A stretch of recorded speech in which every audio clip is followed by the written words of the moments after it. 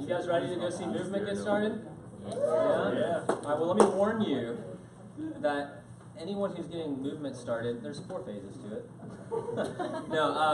So historically speaking, anytime you looked at movements, historically, even from the day of Jesus and how it progressed into Rome and it became traditionalized and all of that, there's really a process to it.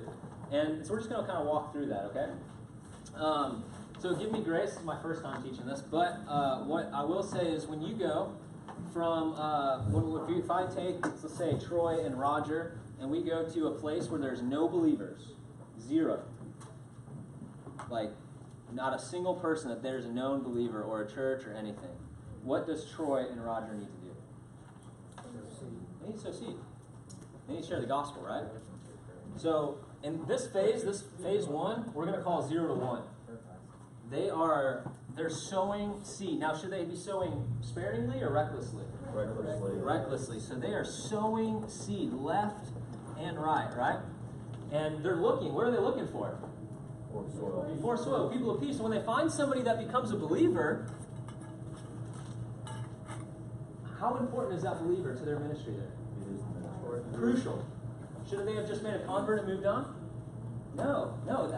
That person, it's crucial that person continues in this work of Jesus Christ, right? So what do you think Roger and Troy would need to do to that new believer? Figure out some discipleship, right? Disciple them, give them the commands, baptize them. But more importantly, what else does that new believer really need to do in order for this ministry to succeed? Start sharing. So you know what they're doing? They're giving this new believer priesthood. Priesthood. Remember what Troy talked about in the beginning? That was the part of our Father's heart, is that there would be a kingdom. Israel would be a kingdom of priests. And then they deferred it. But then it comes back. Jesus comes, he dies, he raises again, and he says, basically in 1 Peter, is there 2 Peter? 1 Peter. 1 Peter, he restores the priesthood. He says, we are now all a kingdom of priests. You guys, this is crucial. Priesthood is crucial in the first stage of movement. Because now, it's not just Roger and Troy sharing, but now he's got other people sharing. Right? We're figuring out what are the gospel tools, what are the discipleship tools. And the more people you have sharing, you're going to start seeing some more people coming to Christ, right? And here's the deal. As Troy and Roger they're outsiders. They're coming into a new area, so they're sharing the gospel. But who's going to come up with the things that are really working? Who's going to reveal things that are bearing fruit? Roger, it's going to come from the insiders, right? So these new believers, as they take on their identity as priests, and they start sharing the gospel, there's a greater chance the poor soil bears more fruit, right? So these guys are going to bear a lot more fruit. More people are going to come to Christ, not so much through Roger and Troy, but through these new believers. But you're in a 0 to 1 context. You have now, let's say, 10, 15 believers. Now it's not only important that you're discipling this one person, but what else becomes important? Training in what? Church. We train in church, right? So if I have 8 new believers in a 0 to 1 context, it is crucial that we gather as church. Is it Bible study? Would that do? No. There's no church here. They need Lord's Supper. They need to gather in a home. They need to know how to study the Word. They know how to be a priest, right? So they need to gather as church. Now, most likely, these churches that get started, are they going to be pretty complex? No. They're going to be really simple, right? And who's going to take on leadership of these churches? Troy and Roger? No. You need to give them leadership. They are priests. They are the ones working in their context and their culture. And you know what? They are the ones that are going to bear more fruit than Troy and Roger will, right? So we've got to release. We set a good DNA and we release them. And as a result, what ends up happening? More people are sharing, more people are coming to Christ, and because of that, more churches are going to be getting started. And as more churches get started, one of the things that you're going to start to see is that churches are starting other churches. And you're going to start to see some tools, some things that work. You know, these new believers are going out sharing, they're sowing seed, they're seeing people come to Christ, they're baptizing them, they're gathering in the churches. The work that you've entrusted to them, it kind of starts to become indigenized. Have you heard that word? Where they take ownership of it, it becomes theirs. And therefore, they're going to start seeing some things that become useful and things that start to work, right? Here in the U.S. context, what's a gospel tool that's starting to bear lots of fruit? Three circles, right? So what do we all teach and train people? Three circles. Why? Because it's bearing fruit. So when you're in a 0-1 context and you start sharing the gospel, releasing people to be a priest and to start churches and to multiply the kingdom of God, you're going to start to see some people that bear some traction. And then you're going to take those people and what they're doing, and that becomes, in a lot of ways, the basics. That becomes the foundation of what you're releasing everybody to. Does that make sense? So that way, more and more churches can be started. We call this phase movement phase. This is the phase where you're going to start to identify, not only is everyone a priesthood, but you're also going to start to identify these A's. These apes. Remember in movement phase we talked about yesterday? Apes is a foundational piece and component that God has gifted the church to seeing movement, to seeing this type of phase take place. Significant multiplication. They're getting traction among their people group. Okay? There starts to come a tipping point in this. Now the gospel is still being sown. They're still sharing.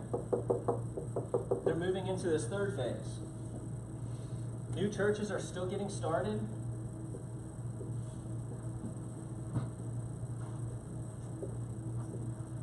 But in this third phase, you start to find some significant, not just apes, but you start to also get some PTs. Pastor teachers. Pastor teachers. Now these PTs become extremely valuable, right? You have more and more fruit, more and more people are coming to know the Lord. So who do we need? We need shepherds. We need people that are caring for the flock. We need people that are helping with their marriages. We need people that are strengthening the churches, right? So these apes are foundational to getting work going and multiplying the kingdom and releasing authority in the priesthood. And on the back end, these PTs, these shepherd teachers, become extremely crucial. They work together. These between here and here, there's a real nice relationship that's existing. Okay? Movement's taking place, churches are happening and multiplying. You found some basics that are working. Everything's being released. Priesthood is a high value for every believer. Churches are getting started, and we're seeing the kingdom multiply. Where did these PTs come from? The PTs are coming from the harvest. Coming out of the harvest, right? The apes are coming from where? Out of the harvest. Harvest. At this point, the outsider is hardly they're influencing. Roger and Troy are not the primary doers of this work. Does that make sense? They have teams of apes, they have teams of STs, and they are multiplying the kingdom. And they have some traction, and more people are coming to know Jesus and hearing the gospel. Churches are getting started, multiplication's happening. Then something takes place about this area and this time. Every time, even historically, when you have lots of gatherings of churches, there comes a desire to what? To come together. Yeah. Don't they? Think of that. There comes a natural, innate desire that we as believers, we want to see what else God is doing. We want to be a part of corporate worship, corporate fellowship. Those things are not bad in nature, are they? In fact, I think we desire it because our hearts desire eternity. That's what eternity is going to be like. So our heart is desiring what eternity is going to have waiting for us.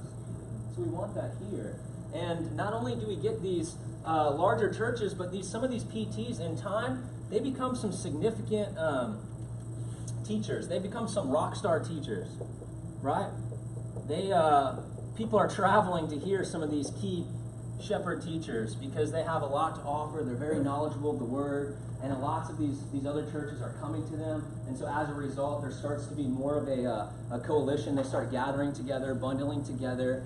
If their culture allows it, and if the season in their culture is right for it, what they do is they start moving from simple churches, maybe under a tree, maybe in a home, maybe in a grass field. They start saying, where can we meet with more people at? So maybe they start to build some foundations and structures together. It doesn't have to be brick and mortar. It could be, huts and different things around the world. But they're trying to gather people together, and it naturally starts to create this third phase, which is called formalization.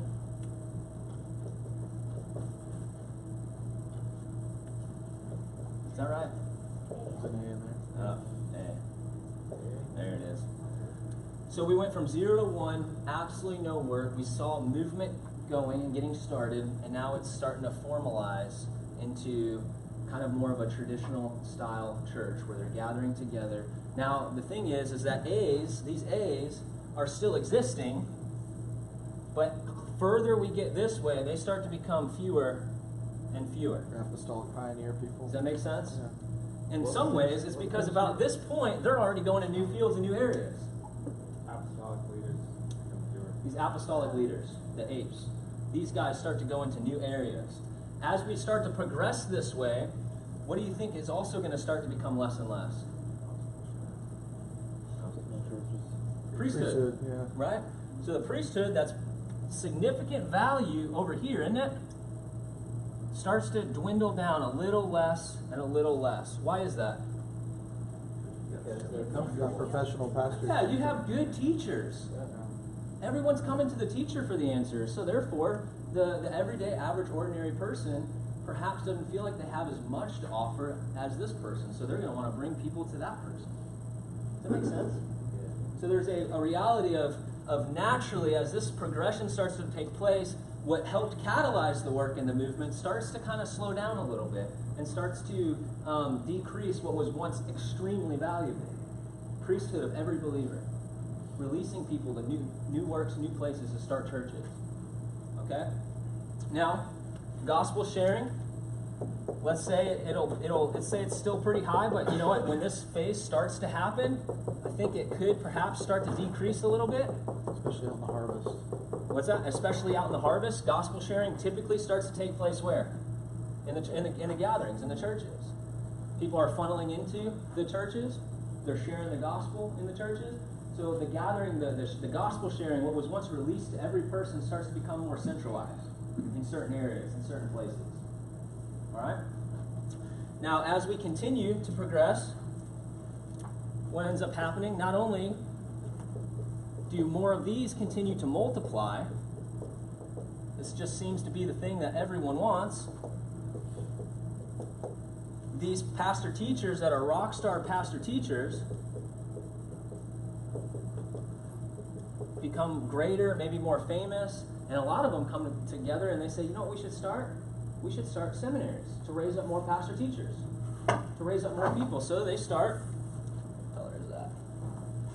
Green. They start these seminaries.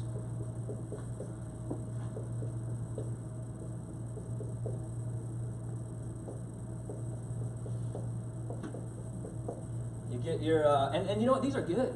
God uses that. Some of us in this room have been to seminary, right? But what starts to decrease even more? The priesthood of every believer, gospel sharing. What starts to become the norm, the main track that people want to become like? It's what they see, pastor teachers. This becomes kind of the pipeline track. Does that make sense? And so there's a reality, and gospel sharing starts to be less and less, more infrequent in the harvest, and becomes, if anything, a greater component that has to take place in the church. Somehow, in our states, what we can say is that's, we turn seeker-sensitive churches because we want to invite lost people in so we can share the gospel, and we can sometimes lose sight of teaching and training the believer. But this just is seems to be a natural progression of movement, and we're going to call this institutionalization.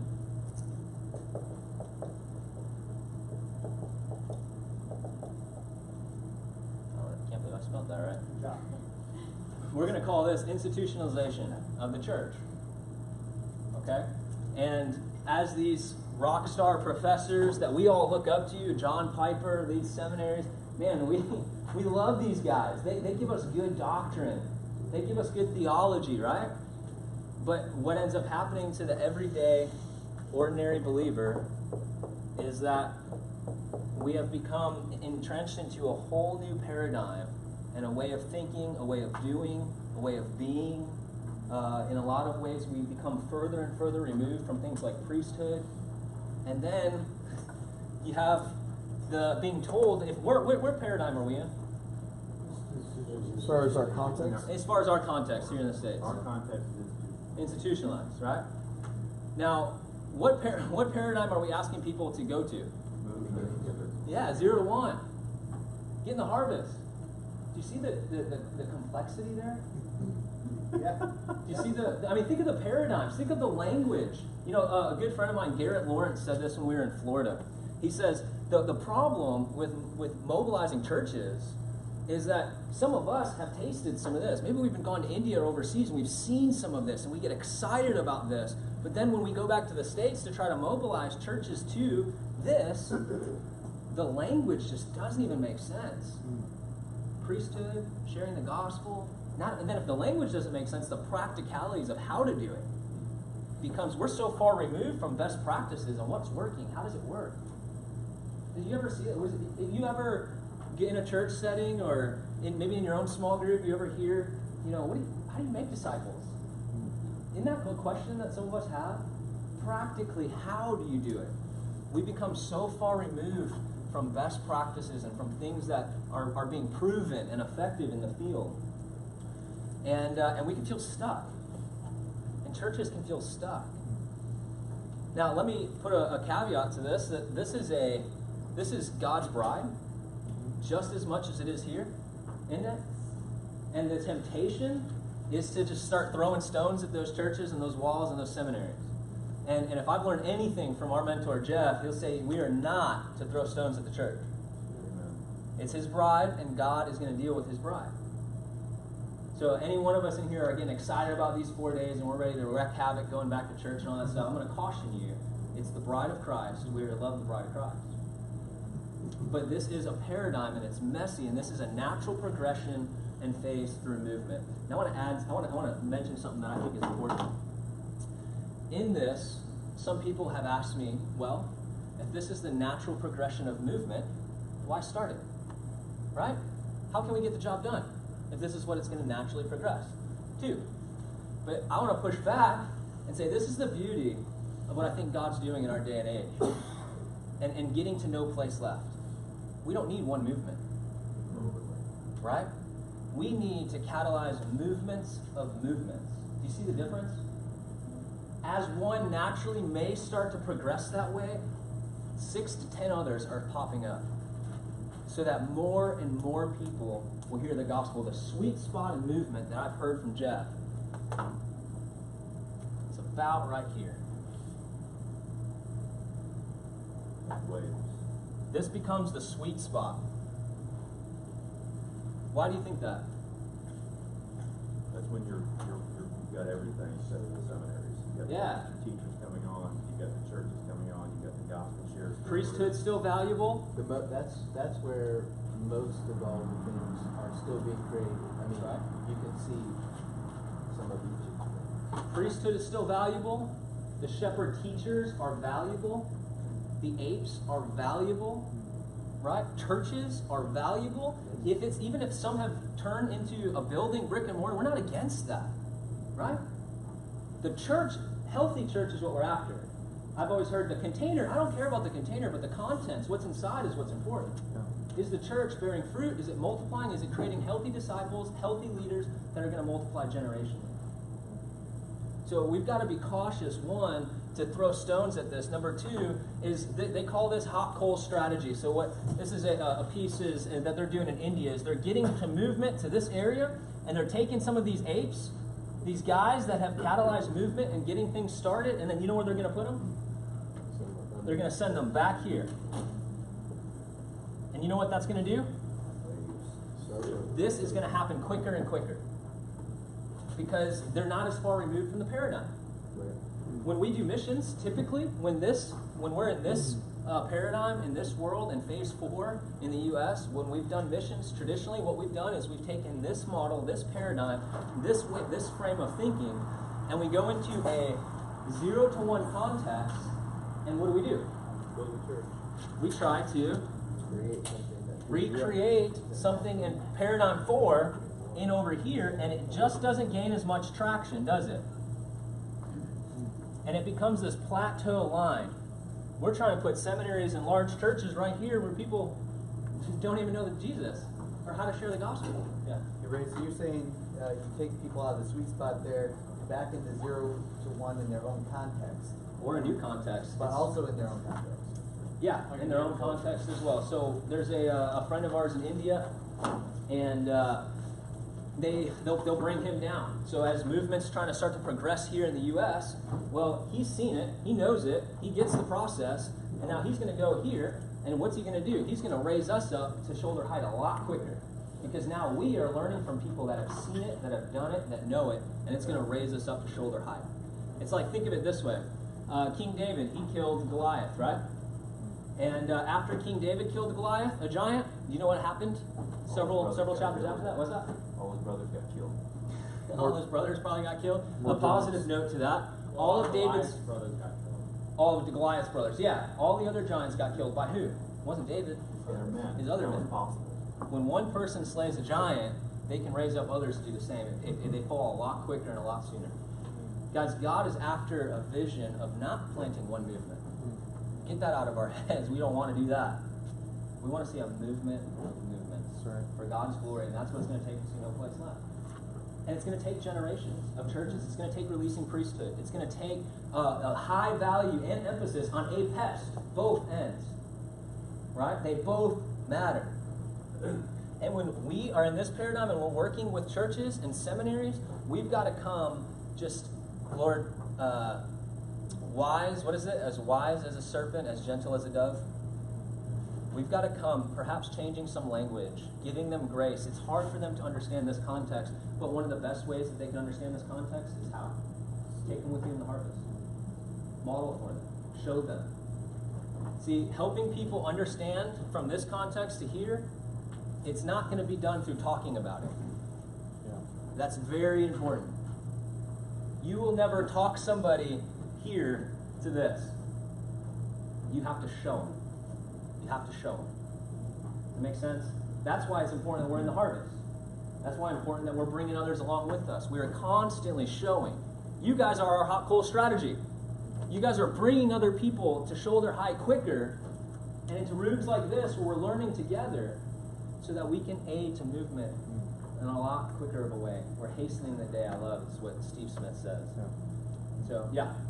Greg, can you just say that when we're talking about how to trying to talk someone from institutionalization back to the church? You say that one more time.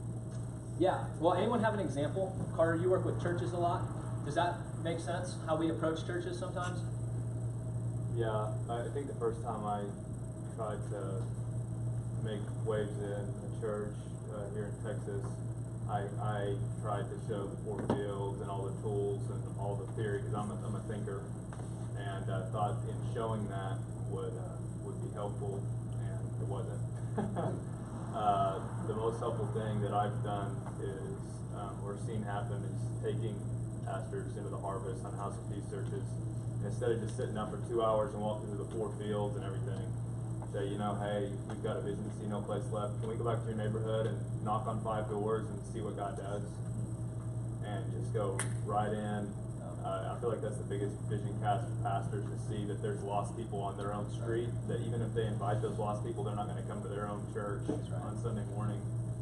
So modeling and taking people to heart, just like Jesus, he didn't do a 4 fields training and then send his disciples out. He said, hey, the harvest is plentiful, the laborers are few. You're some of those laborers, pray and go. That's right. So just following Jesus' model. We can't talk them back. We're going to have to show them. That's good. And I'm going to say one thing too, Brian, is that, because certain things that were high value in getting movement started become a little less noticed here in this, a little maybe significantly less noticed or value. is that when we go from this paradigm to this paradigm too, we don't, one big thing is we don't understand what releasing means either. We don't understand what does it mean to, we have to be the doers. And that's us going back and just, we're going to get this plateau all the way through. And so we want to help them see, not just a gospel share, but then help them see how you equip someone. How do you, release them? Go and do some of the best vision tools I've ever seen is when I took somebody out with me that were part of it, the Legacy Church, into the harvest. And sometimes, you know what's beautiful? When you do that, when you remove people from that context and put them in a 0 to 1 context, I feel like sometimes God just throws you softballs. Yeah, he does. Because I feel like that's God orchestrating His way to give you just some significant wins to give you vision. We're not manufacturing those, right? Like it seems like, I don't know if any of you ever experienced that. For some reason, it just seems like God is just, here's a good one. Like, man, I want to let this person see what I mean. Yeah. You know? And you share the gospel that not only do they come to Christ, but then having that person see you immediately equip them, it's a big, big change. What I hear you say, Ray and Carter, when I hear those stories, it just reminds me of Jesus in John chapter 1, and the first disciples, they think they see Jesus and they question, and it's like, let me sit down. He doesn't say, let me sit down and tell you everything I'm going to do. He just says, come and see. He's going to let God do the argument. But then, just like what you're saying, God shows up, and God does the persuading. And then those disciples turn around to their oikos and they say, hey, we think we found the Messiah, like come with us and come see him. And their oikos says, really? Has anything good ever come out of Galilee? Like, really, this is the Messiah? And those disciples are already reproducing the same thing Jesus told them, which is, they say, come and see. That's right. They don't try and sit there and argue with them or persuade them or show them 4 fields. Yeah. They just say, hey, come and see, and then they let God do the persuading. That's That's right. just what I hear when I hear you guys stories. And what I think I heard from Garrett too is a lot of us, because we're really going after 0 to 1, hopefully, or at least that's what we're inviting people to, there comes a language that comes with that, like releasing, equipping, training. I mean, there's a type of language. 4 fields, it's a type of language. Then when you go to mobilize here, they don't understand that language, right? So we got to give them grace, but we also got to show them what we mean. Come show them what we mean when we say that. Any other thoughts or questions on this? Because we're going to move forward on this. I hope it's important. Yeah. Do you ever do 0 to 1 or level 1 trainings without going in the harvest red? No. We don't. Unless, like I've done trainings before that was like, I had nothing to do that weekend. And it was like, sure, I have something, I'll train a bunch of youth for an hour and just teach them something. And but the best thing we can do is take them in the harvest, let them experience it, see it. I think all around in Houston, I'd say that's what we aim for too. You have a question? Just personal thoughts. Getting up to the institutionalization and formalization stages, like in the later stages of that can get really dangerous, but that can be really, really beneficial too. If it is a large gathering of people who are going out and doing That's that, right. not just a big group of people who are sitting there stagnantly trying to get people in, but going right. out and teaching them, That's right. and also having the right, not theology so much, but teaching them all of this stuff that we've been learning. That's right. That can be really, really beneficial, and that can be world changers. Yeah. Well, and that's why this right here is a sweet spot that I've heard. And it's because it still values that. It's not saying that's bad or wrong. It values it. But it's still trying to keep movement principles tied to it. Jeff said, one of the things I've heard Jeff said, in a movement, all we're trying to do is we're instilling DNA, and as apostolic guys, we release authority. So if they turn into that, I mean, that's God's, they're under God's supervision there, right? But the best thing, we can instill a DNA, if we can prolong this stage as long as we can, that's the best thing we can do. But remember, whether or not it turns to this or not, it's God's bride, for number one. And number two, we are not after one movement.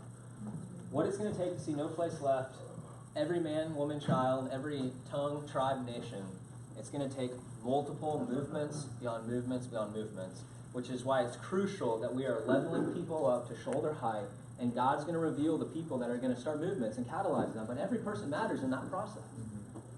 And so, leadership development, to understand movement, we have got to understand leadership development. We have got to understand leadership development to understand movement. And I think that's something that we're all on a track of learning. We learn as we go. But here's a process. Historically speaking, you can look at every movement, and usually they have this type of trajectory. Now, some of them, this phase is very short. They institutionalize way before they even get to movement. Does that make sense? Yeah. They get started, and then they institutionalize. And so it's not that this is a perfect timeline for it, but usually this is the trajectory it goes. So why don't we do this to end this time? Did you want to add anything? I'm going to build off of this with the next segment. Okay, perfect. Why don't we do this? I would love for us to practice. I think this is one of my favorite vision casting tools is to remind people we're not after one movement, but we need to see multiple movements in our context and around the world. So pair up with your neighbor, just take 2 minutes. And can we beg God that He would give us that? Can we do that? Can we beg God that He would give us multiplying movements, not just multiplying churches?